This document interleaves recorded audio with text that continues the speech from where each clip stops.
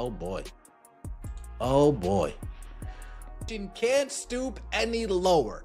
Can't get any more down and out. Can't look any more pathetic. They continue to set a new bar. The Players Association have now started a petition that fans can sign to show their support. That's right. Wait, they started a petition? What is it? www.petition.org? Oh my gosh, this is pathetic. A petition is now in play. The WNBA Players Association decided to roll out an online petition asking fans to support their CBA negotiations. No slick rollout, no behind-the-scenes media push, just a public link asking people to sign their name. From the ownership side, this probably looks wild. Not intimidating, not serious, just confusing. What's happening here feels like watching leverage drain away in real time, and nobody had to lift a finger to make it happen. I don't know where to begin, but let's start here. Shout out to Mick over there, Mick Talks Hoops. An online petition in CBA negotiations. The league has to just be laughing at this point. They have to be. They have to be. Like, wait, they started a petition? What is it? www.petition.org?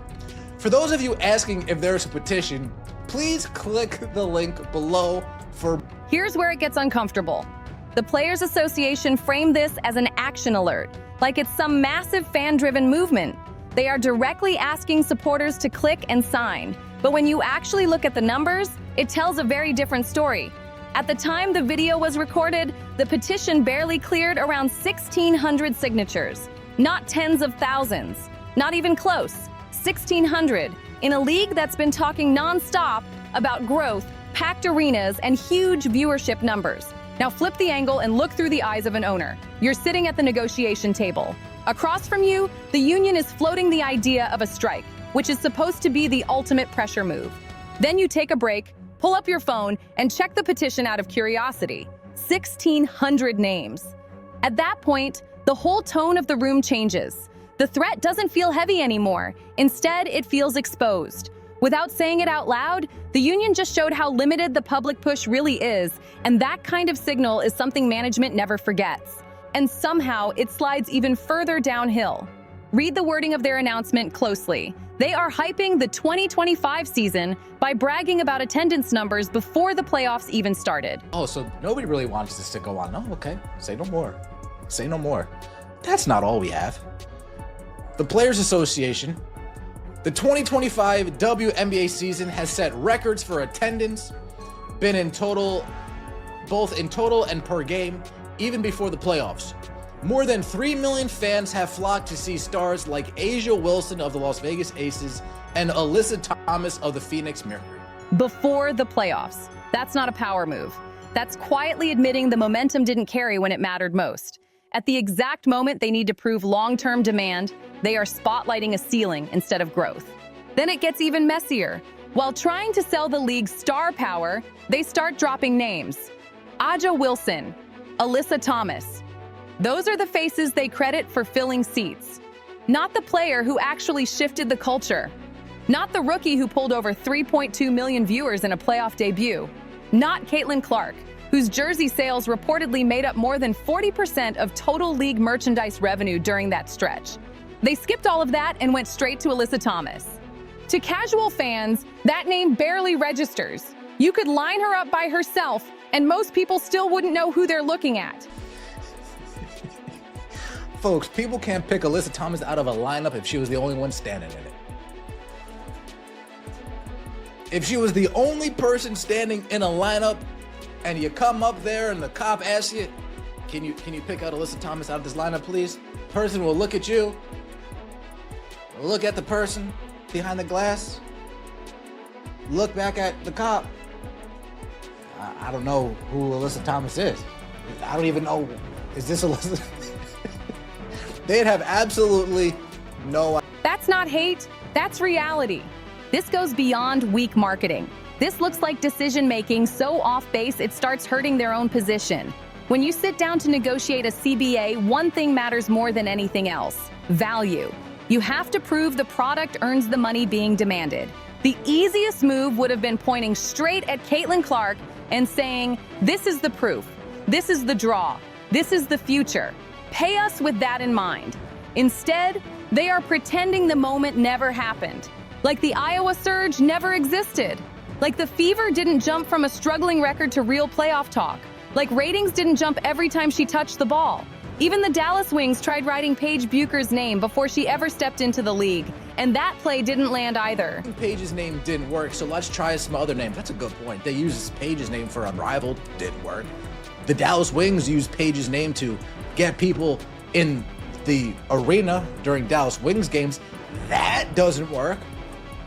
The networks, Ion, they use Paige's name to try to get people to watch on TV, and that doesn't work. So I guess just keep going down the list until one of them sticks. Meanwhile, Caitlin Clark's the easiest answer if you really want to sell this.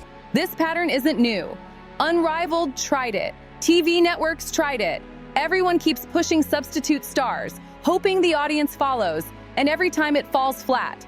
The numbers keep telling the same story. Interest isn't spread evenly.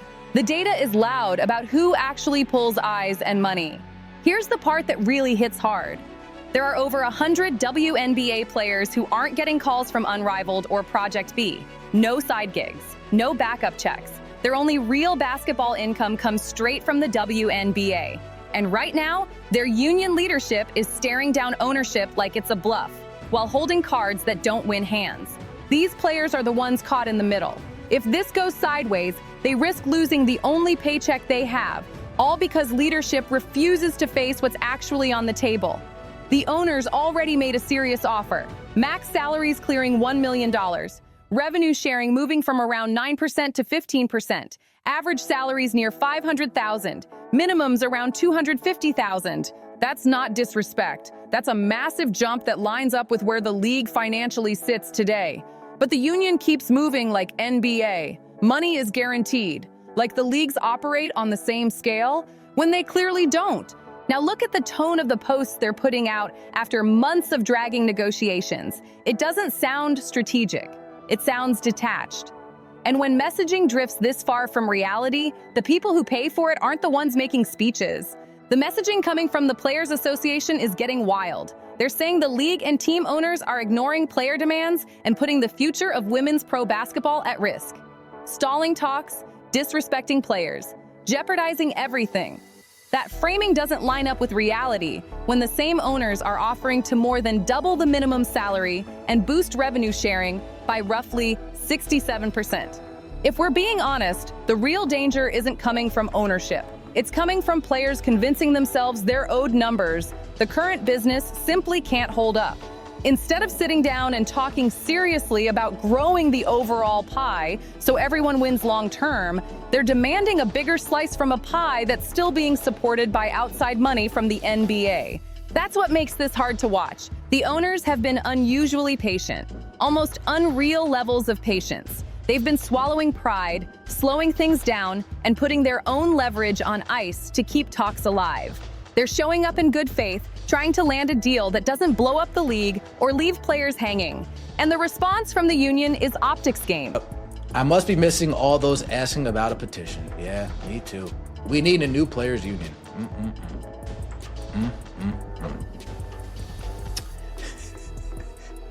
Then they do this. This was last week or the week before. Like, this just goes to show you the missteps. They put this out. WNBA players are ready to strike after contract expires. I mean, this is just sad. This is just sad. And then they changed their profile picture. Profile pictures swapped out for an hourglass emoji, like a TikTok countdown, like time pressure suddenly flipped the leverage. That move doesn't signal strength.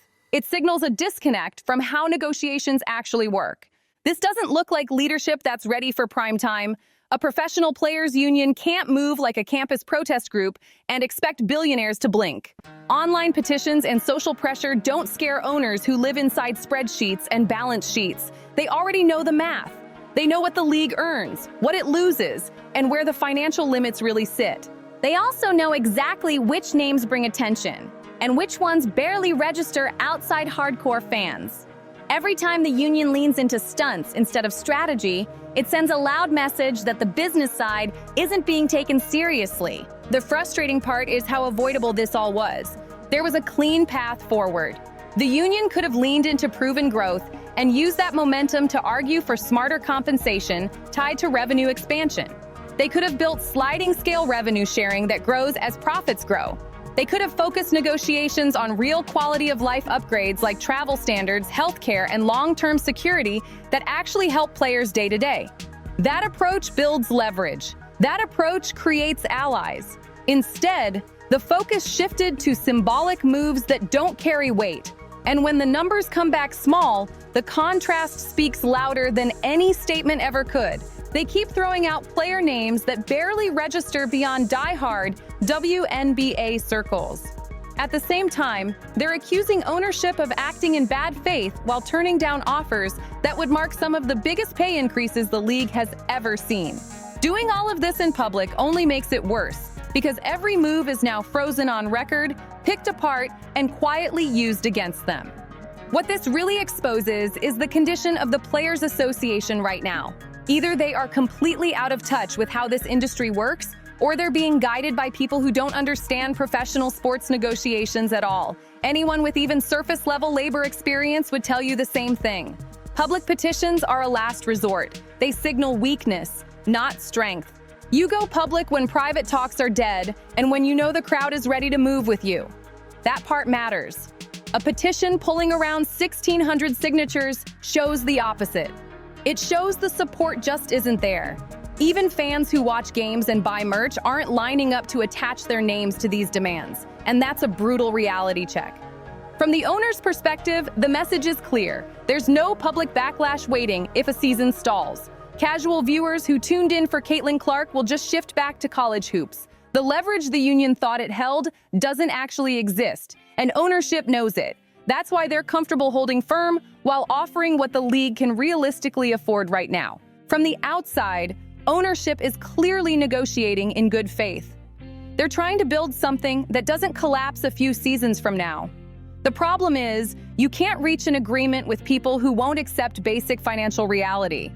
You can't close a deal with a union that refuses to acknowledge which players are actually generating revenue. And that's why this petition isn't just awkward to watch. It's a warning sign. Because this is exactly how these talks are headed. At some point, the Players Association is going to back down and accept a deal that looks a lot like what's already on the table. Then they'll rebrand it as a win. Meanwhile, non-star players will quietly lose income because of delays, and union leadership will walk away with whatever credibility they had left completely torched.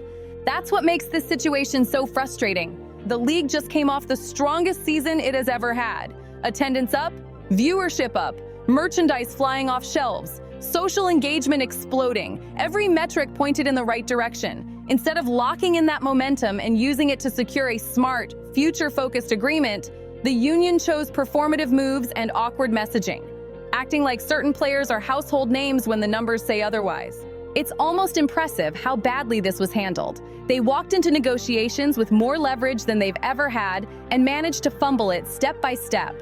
And that leverage was real. They could have laid out the 2024 data and said, this is the proof, this is the value, this is why investment makes sense. But that only works if you're honest about where the numbers came from. Caitlin Clark pulled millions of new fans into the league. She packed arenas in cities that barely paid attention before. She turned Indiana into a talking point again. That impact was undeniable, and ignoring it didn't protect the union. It weakened it. She pulled more media attention in one rookie season than most players see across their entire careers, and somehow the Players Association won't even mention her in official messaging. That's not a harmless oversight. That actively works against their own interests and weakens their position even more. So look at where this all lands. You've got a union with no real leverage, no visible public backing, and no clear strategy. Across the table are owners who are already offering terms that stretch the league's finances, with no real reason to sweeten the deal further. In the middle are more than 100 players staring at lost income if things stall. And on the outside, fans are watching this spiral in real time. Imagine this. After months of stalling negotiations, the WNBA and team owners continue to ignore players' demand and jeopardize the future of women's professional basketball. The only people jeopardizing the future are the players. The owners giving you over $1 million max salaries, raising revenue share from 9 to 15, $500,000 for the average player, $250 for the minimum. The only people ruining this deal are the players, because they believe that they're entitled. Trying to understand how leadership managed to mishandle such a strong moment so badly. That petition, sitting at roughly 1,600 signatures, says everything. Fans aren't mobilizing. The public isn't demanding ownership fold. The pressure campaign never took off. And every extra day this drags out, the Players Association looks more disconnected and more desperate. This is what happens when ideology starts running the playbook instead of strategy. This is what happens when reality gets ignored because it doesn't fit the narrative leadership wants to sell. This is what happens when performative moves replace results-driven thinking. The union had a real chance to lock in a landmark agreement that could have stabilized and grown the league for years. Instead, the focus shifted to symbolic gestures that landed with less impact than a small business rewards program. At some point, the players themselves have to take a hard look at what's happening. At some point, they have to ask whether this leadership is actually protecting their careers or quietly putting them at risk. Because if that question isn't asked soon, the damage becomes permanent. The rank-and-file players are the ones who pay the price for bad strategy.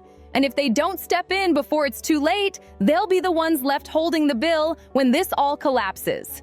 This is the moment where the whole situation snaps into focus. Not with a headline, not with a tweet, not with another petition, but with consequences. Because negotiations don't care about vibes or symbolism. They care about leverage, timing, and reality. And right now, the Players Association is out of alignment on all three. The league didn't fail the players at the negotiating table. The numbers were there. The momentum was there. The audience was there. What failed was leadership's ability to translate that moment into a sustainable win. Instead of anchoring demands to proven growth, they chased optics. Instead of protecting the most vulnerable players, they gambled their income. Instead of building pressure, they revealed how little of it actually existed. This wasn't a missed opportunity. It was a self-inflicted wound. And the hardest truth is this: the owners didn't need to outmaneuver anyone. They just waited. Every public misstep did the work for them. Every petition, every emoji, every carefully worded post quietly stripped leverage away. By the time this ends, the deal will look a lot like what was already offered, and the cost of delay will land squarely on the players who could least afford it. That's the lesson here.